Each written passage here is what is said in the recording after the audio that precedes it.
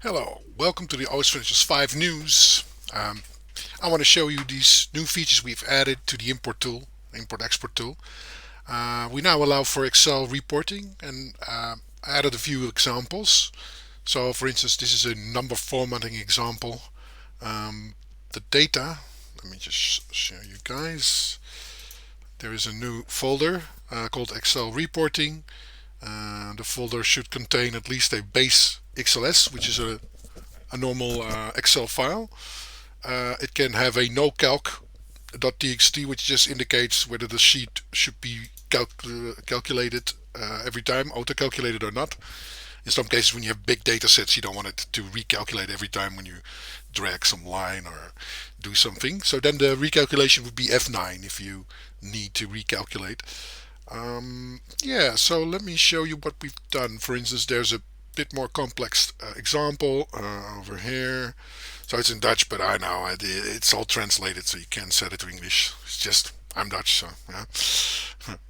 Okay, for instance, now what it does here, it shows you this year's periods with their dates, and then the total profit loss in that period, which is done by a certain custom function that is added to the Excel sheet possibilities called osf evaluate.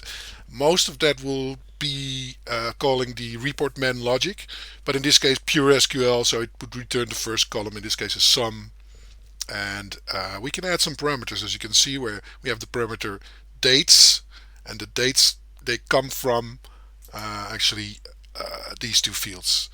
So it has some complex possibilities. Now let's take a look at this one. It's a column balance. For instance, period 0, which is the opening balance.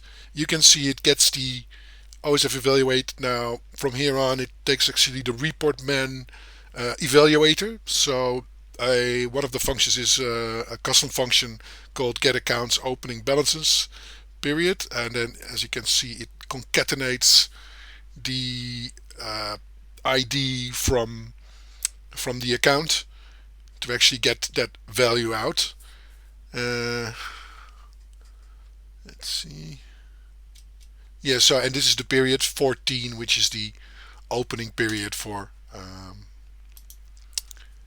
the this year. Sorry. Yeah, so there's not much happening here. I mean, mostly zeros, but as you can see, we have the other function here called get account totals on period. We actually give it a period, and it will give the total in between that period. Now, this one is opened without the auto calculation, because every time you press F9, you will see it takes a little while, or whatever. So we could do something like auto sum now. Mm, yeah. Oh, that didn't work out well. Oh,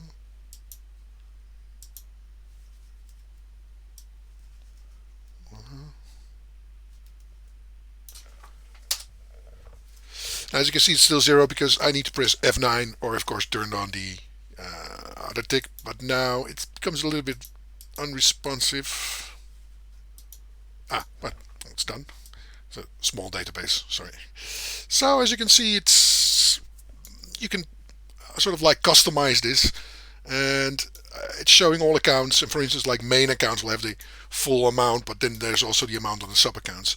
What you can actually do is after this is generated, you can just delete whatever accounts you like, or change it a little bit. So when we would delete everything, delete. All right, just a few with some data. Let's leave them, and let's chunk out these. Oh,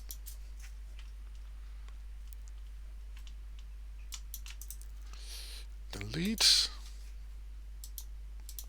Okay, I think I have to do it like this then. I don't care. Voila, delete. No, I have to do something like delete and then shift them up.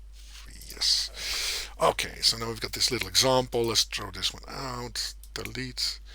So we actually got just a few accounts, periods we want, or whatever you want to change this sheet in. You can have some Really nice layout stuff going on there with the numbering, with the number format. Oh, sorry, wrong one. Um, but what we can do then is we can save it, and I've already created this directory, but of course you can create any directory below the Excel reporting. So we have the Excel reports, any directory that's there, it will be a menu item, and it will find this file called base.xlsx. So now we can save that. And then when we go to my reports, this one, we are just getting our modified Excel report without asking any parameters or so. Of course, this is only handy when you have this live action data thing going on. And let me show you that. Let's just make some changes here. Document new this year. Right. Throw some stuff in. Let's make some profit. Uh,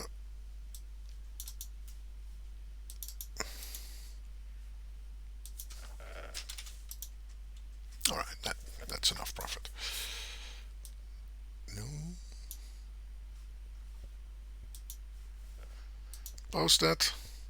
Then let's take a look back to the reporting. There it is. So let's see. Oh, I have the wrong account. I see. He needs to pay in the bank. Okay.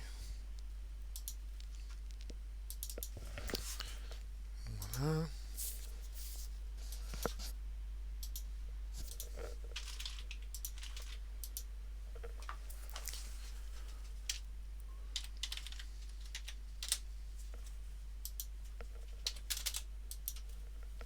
right.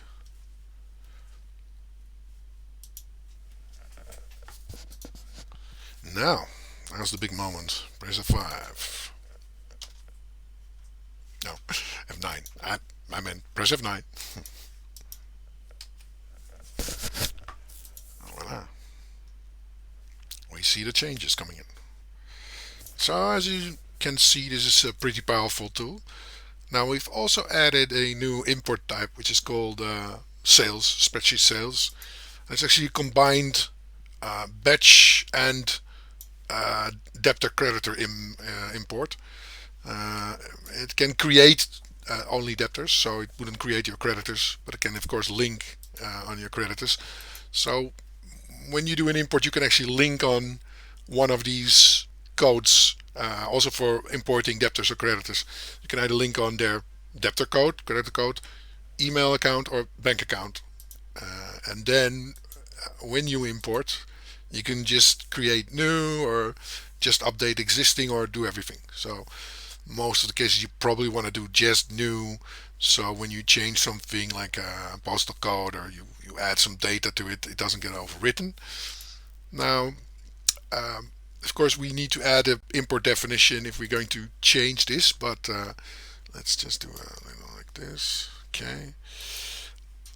We have the settings now, which is also a little bit more powerful as we also have the alternate field column, which means that if we would change one of these fields to, let's say A, we can then say, the reference is now the column called A. So actually all the data in the column A will be treated as a reference. Let's see, we've added some default conversions for things like date, where you right click and you can say date conversion. It will actually already populate it with some custom um, report man evaluation that is needed to convert a date to any date you need. So you would give the mask here and the date separator there, and it would take the data from that date and convert it through this mask to make it an actual date again for your system. So these are pretty powerful tools. It also does the number conversion where you actually say, okay, so the decimal point is now, it's now a point, but it has to be a comma. So you can then convert that number very easily without having to know the exact um, syntax for the report man evaluation. So yeah, after that, I think yeah, you can see the power. For instance, what we had as an example here is a PayPal file. So somebody would get like a PayPal sales file, and you can actually then import this as sales items into the sales batch. So for instance, here you would get something like a skip logic as well, as in that file. Let's say not every record is actually a sales. It's sometimes the details or discount. I think it's also a separate field. So what we have, for instance, is the ignore line logic. The ignore line logic will look at the field mentioned in the alt field name to see if conversion would result to empty. If that is true, then it would skip the line. So it would skip this line if needed. Now maybe let's take an example here. Let's open up. I think it's here, there. Now, if we would import this, then you would see it skips the lines and it makes them yellow. The first column would make it yellow. All right. Well, this thing also has now a print preview, and that's looking very good. I mean, you can save the PDF. Lots of functionalities come with the grid, um, and yeah, are really powerful, I think. So, thank you for watching. Till next time.